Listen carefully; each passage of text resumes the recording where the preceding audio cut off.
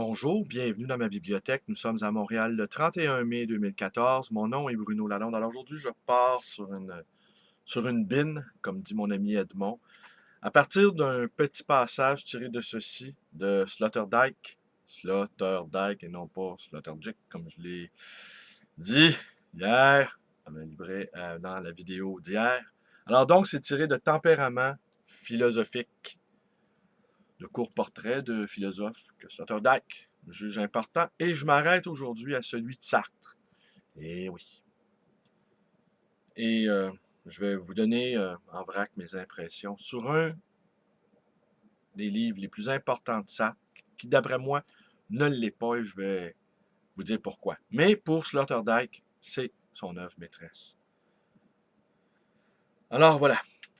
Pour ce qui concerne Sartre, il est resté toute sa vie fidèle à sa manière de vivre, la liberté abyssale.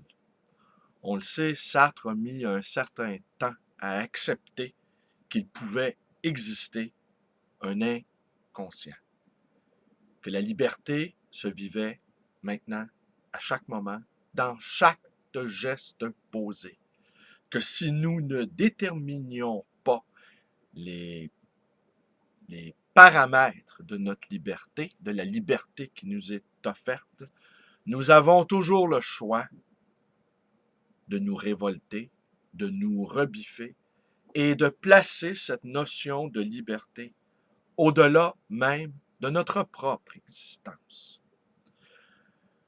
C'est ainsi que parfois la désobéissance civile est nécessaire. Et si l'on juge que sa propre contingence est supérieure à certaines causes que l'on défend, grand bien nous en fasse. Mais nous ne pouvons pas dire que nous avons été empêchés, car il nous reste toujours la possibilité de dire non. Pour lui, le néant de la subjectivité n'était pas un abîme tirant vers le bas, mais une source jaillissante, une surabondance de force, de négation opposée à tout ce qui encerclait. Vous vous faites chier avec les membres de votre famille? Levez-vous de table et partez. Évidemment, s'il y a de l'argent sur la table, c'est plus difficile.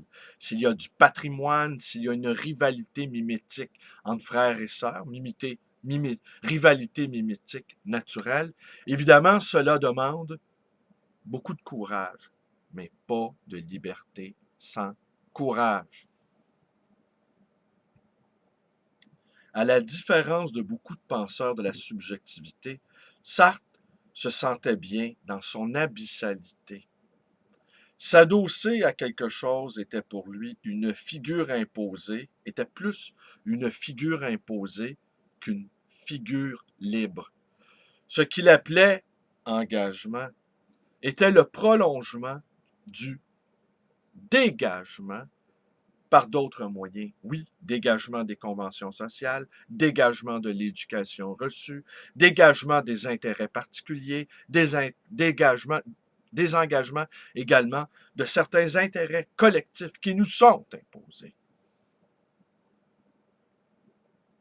Pour lui, la primauté du détachement sur le rattachement ne faisait pas de doute. Il maîtrisait l'art de vouloir spontanément presque tout ce qu'il était forcé de faire. Ainsi, là où c'était possible, il devançait la contrainte. Glissez, mortel, n'appuyez pas. Le mot de sa grand-mère, qu'il cite dans des passages majeurs de son œuvre, ici Sloterdijk nous parle des mots, reflétait la devise de son existence. Lorsque Sartre tenta de glisser avec Hegel et Marx sur le dos, même lui, cet inconditionnel de l'élégance, commença à appuyer. Toutes ces tentatives pour devenir marxiste furent une comédie théorique, astringente, visant à s'excuser pour son génie et pour sa conscience d'être incomparable. Presque jusqu'au dernier moment, lui qui voulait être son propre thérapeute, demeura incurablement productif. Il n'existe pas à notre époque de parole d'écrivain plus profonde que sa confession tardive. J'ai désinvesti, mais je n'ai pas défroqué. J'écris toujours. Que faire d'autre? Peut-être fut-il le plus zélé, le plus actif parmi les auteurs philosophiques du siècle.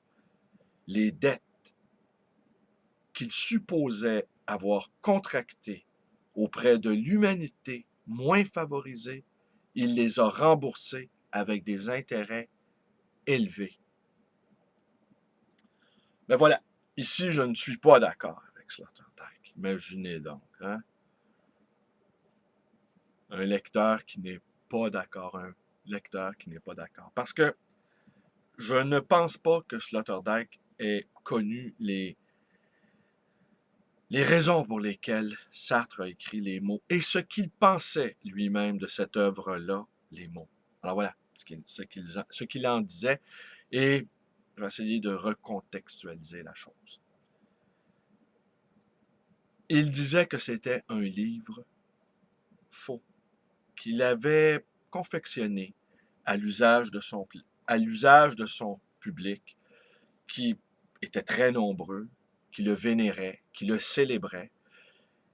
Et ce grandiose-là, j'allais dire de pacotille, parce que les mots, c'est une œuvre classique, mais une œuvre classique dans un monde qui ne l'est plus. Alors, c'est un peu comme si Sartre avait grimpé sur les planches de son propre théâtre et enfin avait joué un rôle, celui d'un Sartre glorieux, célèbre, qui se met en scène. Vous le savez, Sartre était également un homme de théâtre. Et dans les mots, il y a beaucoup d'effets théâtraux. Alors, des formules à l'emporte-pièce.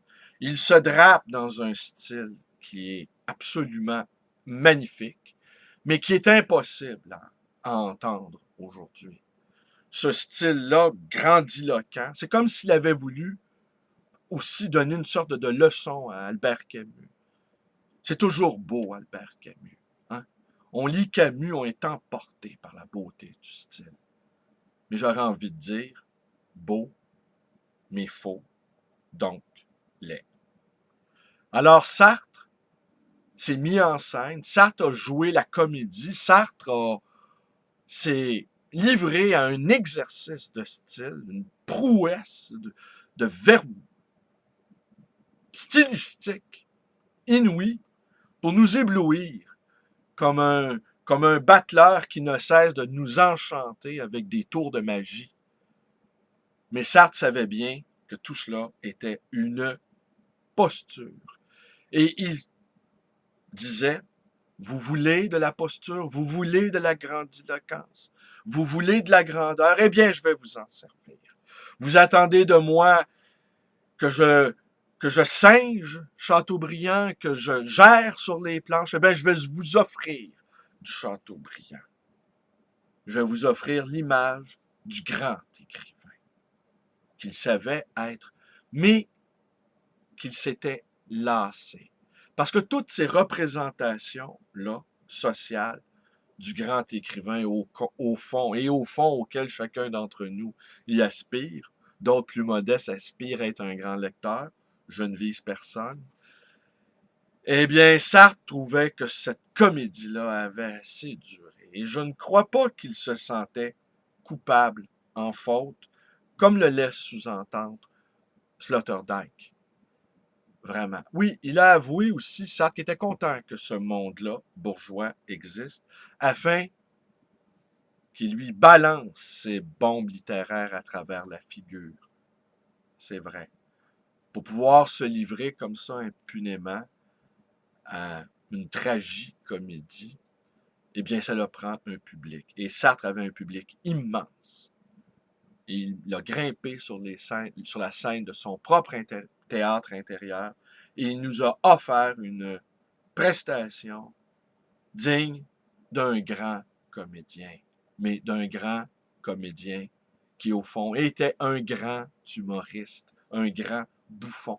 Relisez La nausée ou certains tomes des Chemins de la liberté. C'est désopilant. On va découvrir peu à peu qu'au fond, Sartre était un auteur comique, à l'instar de Ionesco, Cioran ou Beckett. Que cet absurde-là, au fond, eh bien, on le dépasse et on continue d'avancer entre deux néants, quoi.